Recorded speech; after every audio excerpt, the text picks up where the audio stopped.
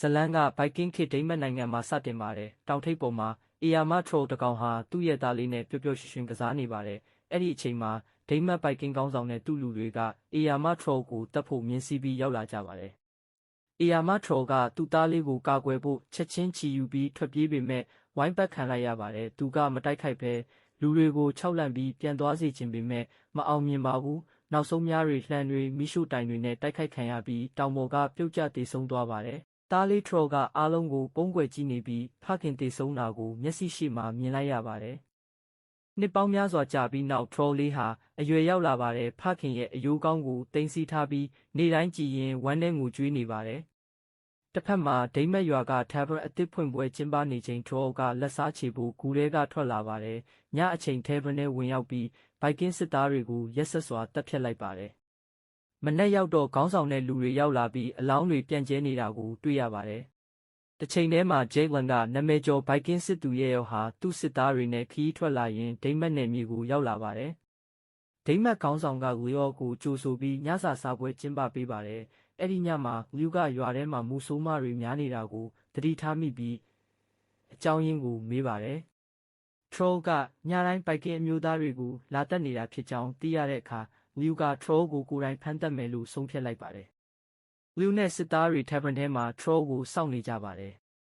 ညသက်ကောင်ထရိုရောက်လာပြီးအနံ့ခံကြည့်ပါတယ်အတွင်းကလူတွေဟာဒေတာခံမဟုတ်တဲ့ဘိုက်ကင်းတွေဆိုတာသိသွားတဲ့အခါတိုက်ခိုက်မဲ့အစားတကားပေါ်စီးသွားပြီးထွက်ပြေးသွားပါတယ်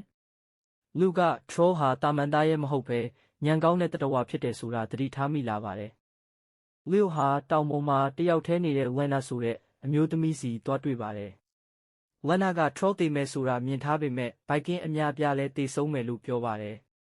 ထို့ပြင်ထရိုကလူဆိုးမဟုတ်ပဲဘိုက်ကင်းတွေလုတ်ခဲ့တဲ့အပြစ်အတွက်လက်စားချီနေတာသာဖြစ်ကြောင်းရှင်းပြပါတယ်လီယိုကထရိုကိုနားလည်ဖို့ကြိုးစားပါတယ်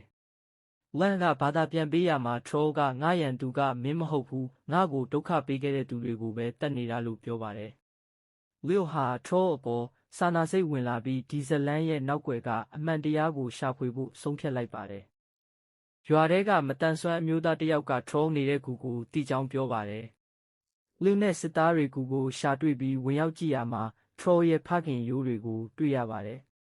ဘိုက်ကင်းတယောက်ကထရိုရဲ့ဖခင်ဦးကောင်းကိုချိုးဖျက်ပြီးအပေါ်မှာစီးသွားကစော်ကားလိုက်ပါတယ်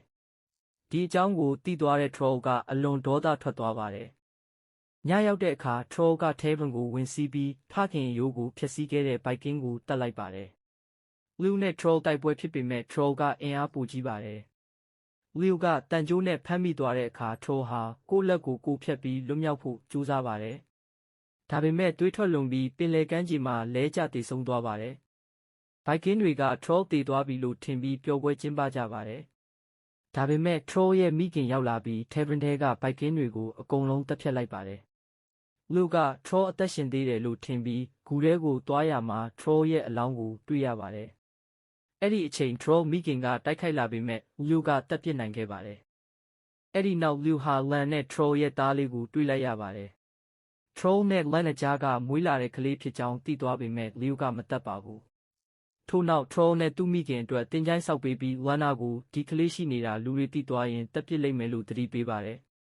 နောက်ဆုံးမှာထရိုရဲ့သားလေးကမျက်ရည်ကျရင်ဖခင်နဲ့အဖွားရဲ့တင်ချိုင်းကိုကြည့်နေပြီးလီယိုကတော့သူ့လူတွေနဲ့အတူဂျက်လန်ကိုပြန်ထွက်သွားပါတယ်